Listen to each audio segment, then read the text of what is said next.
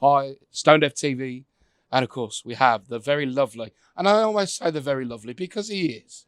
We do love him. It's Mr. Toby Jepson from Wayward Sons. That's possibly the nicest introduction I've ever had in my entire 30-odd years in this crazy business.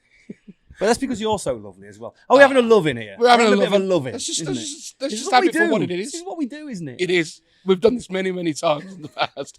It's been a tremendous year for you and your band. As a, you know, it really, really has gelled from the 2017 release, and now in October the 11th. Yeah, big date for you guys. Massive, second album, a lot of pressure on. Yeah, but some of the songs you've already been performing out on the live set. We saw you very, very recently with Living Colour. Yeah, tremendous tour. Yeah, great. Brilliant energy, brilliant live energy. How excited are you for the new album coming out? It's hard to sum it up really because making records isn't easy. No. Especially following an album that had some, a very good critical response and sold well. I mean, we did very, very well. So, and it was kind of almost all relatively unexpected. I mean, I say that not for any other reason apart from it genuinely was unexpected. I didn't know what was going to happen. So to sort of make a second record, it took an awful lot of effort and energy. I didn't expect it to be so difficult, but I think in a good way. Do you think that was with the pressure in mind because of the success of the first album? Yeah. You're thinking the pressure's on there, lads. Only on myself. Yeah. Only on myself. I put the pressure on myself because, I mean, I've said many, many times, I'm such a big fan of Frontiers as a record label. They've been brilliant to me. They've been amazing. They didn't put any pressure on me at all. They just said, go away and make the record you want to make.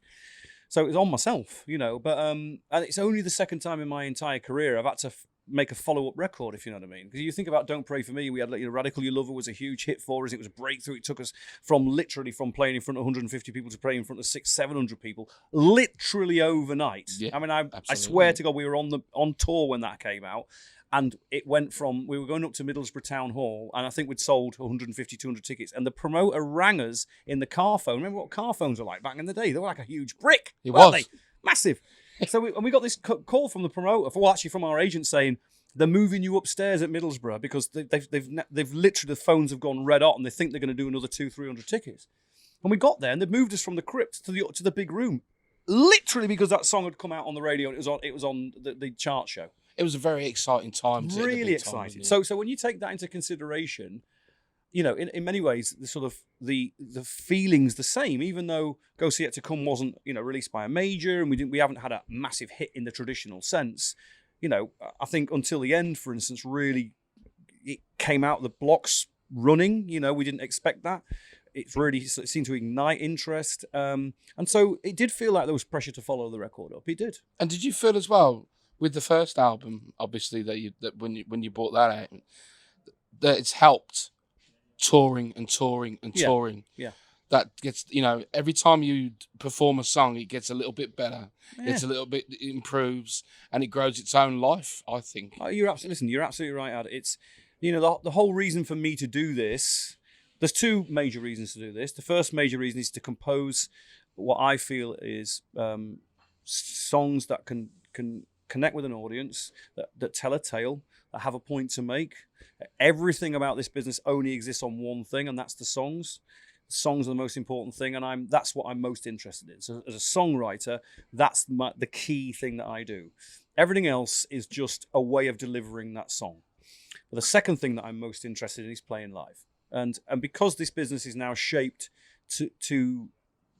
towards live playing as being the most important component, it's really important that you better be able to deliver those songs that you've written really well live, that everyone can understand and they can get the energy and they can understand what it's all about.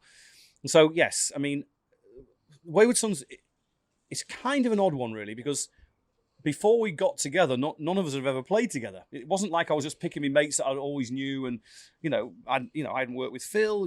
Phil hadn't never met Nick. That was a brand new band in the sense of it completely. It was extraordinary, and we went into the rehearsal room on that first ever day when we all got together, and I think we worked together for 3 days for the first period. I think I've said to you this before, but 7 of the songs that ended up on that first album were put together in those first 3 days. That's And I've incredible. never in my life ever experienced that. And that was because there just seemed to be this kind of crazy connection between us all. And we all got on. It was just like, hang on, I feel like I've known these guys all my life.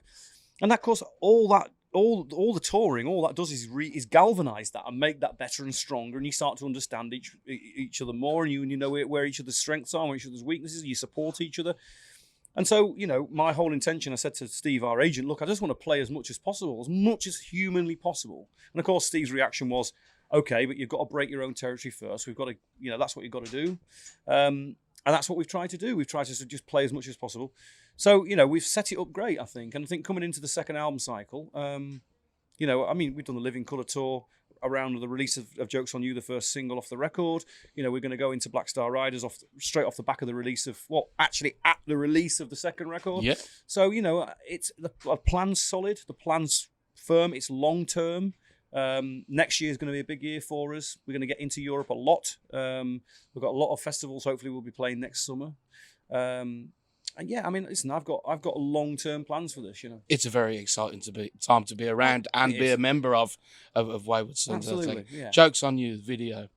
Now it's pretty damn What special. What do you think? What did I think? It was more than what I expected. Let's just say that to the fun, least. isn't it? It's an incredible video, and I always find you lyrically that it's almost like social commentary on what's going on in the world, what your take is on the world. You're quite open, and I would say quite voiced on social media in terms of when you see something that's not right, you call it out for what it is immediately, and that sort of transfers into your songwriting, I think. Yeah. And this song, particular, Jokes on You, the video.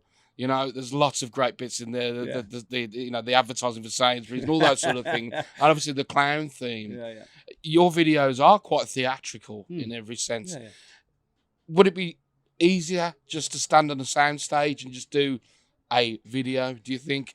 Or do you actually get what would be the point of that, Adam? Would be no point. But the point I'm trying to make is it's so much more fun to do it the way that you're doing it. Of course. And of course, it's always tongue-in-cheek. You use quite a humorous subject matter to deliver a far more sinister message. That's right. Yeah. And is that how you feel that that's the way you put your videos I could together? not have put that better myself. It's exactly all of those things you're talking about. I don't think there's enough theatre in rock and roll anymore. No. Where's the where's the new Freddie Mercury dressed up in a? Okay, there's been Justin from the Darkness and a couple of other people, But what I mean is that the theatre of rock and roll is sadly missing. I think we've all got a little bit too serious about it. Do you think we just don't think of these people until they're gone?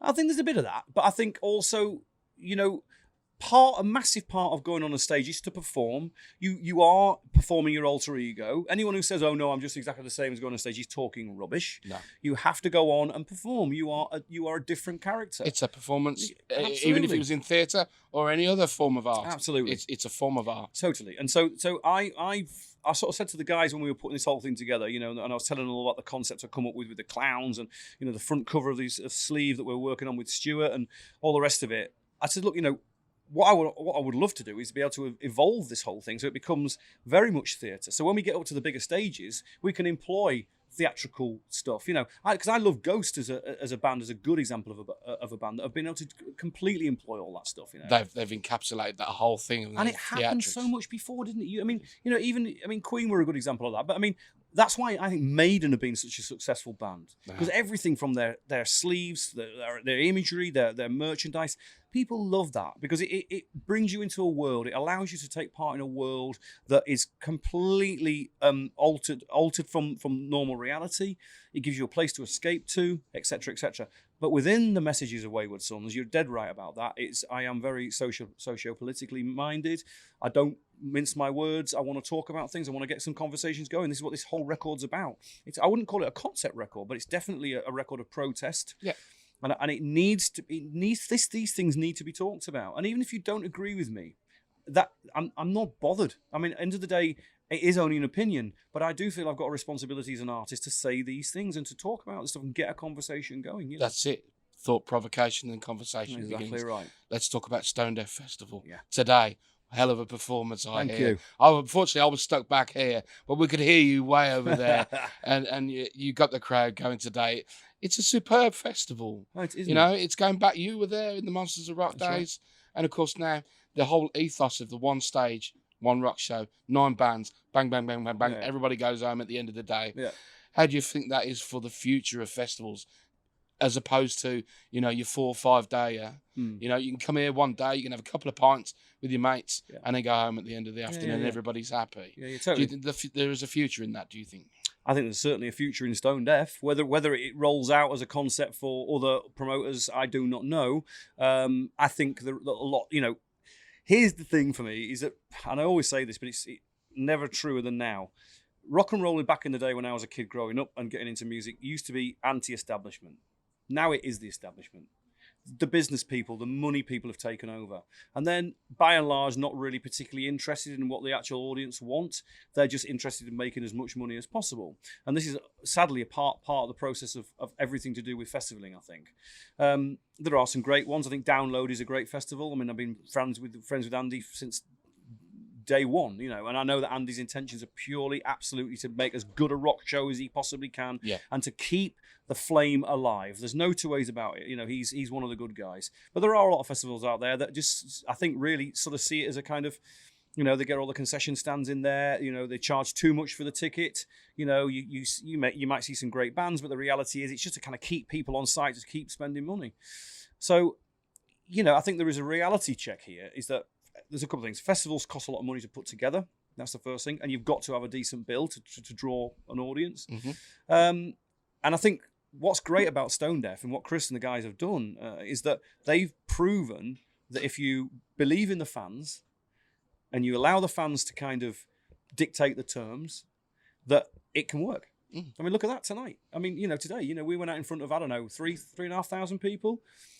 Absolutely incredible to see that and to see the attitude of it all, you know. So you know, there's nothing negative about it, and I think if they can keep their nerve for another 2 or 3 years, I think that it'll come to fruition, because it is all about the bands who headlines and what other bands you get on the bill. And of course, I genuinely hope they can grow it and grow it and grow it. Whether they want to go as big as something like Download, probably not. I mean, not that I've spoken to Chris about it, but I think they would probably need to get slightly bigger and could get bigger, because you'd have to have a bigger audience to be able to afford to have a bigger band. Do you know what I mean? So it's chicken and egg, you know. Yeah. But it's a fantastic attitude. It's. I mean, I have not visited a nicer festival ever. You know, we had the most wonderful welcome. They've looked after us like royalty. They love it. You know, what's not to love to be part of it, you know? Well, we're very, very proud to have you here. Oh, man, listen. You're part of our family. Hey, listen, and I said to Chris, you know, hopefully, let's just touch a bit of wood, hopefully if Little Angels, that was a Freudian slip, wasn't it? It was. Hopefully if Wayward Sons can kind of get up to the levels of Little Angels, you know, then I would be delighted to come back here and, you know, who knows, be a special guest on it or even headline, who knows, you know? Well, let's hope in the future that is the case. I really Toby hope Jepson, so. Thank you so much for joining us. Thank you, me old son. Thank you. Always great to talk to you. Cheers. Lovely. Thanks, folks.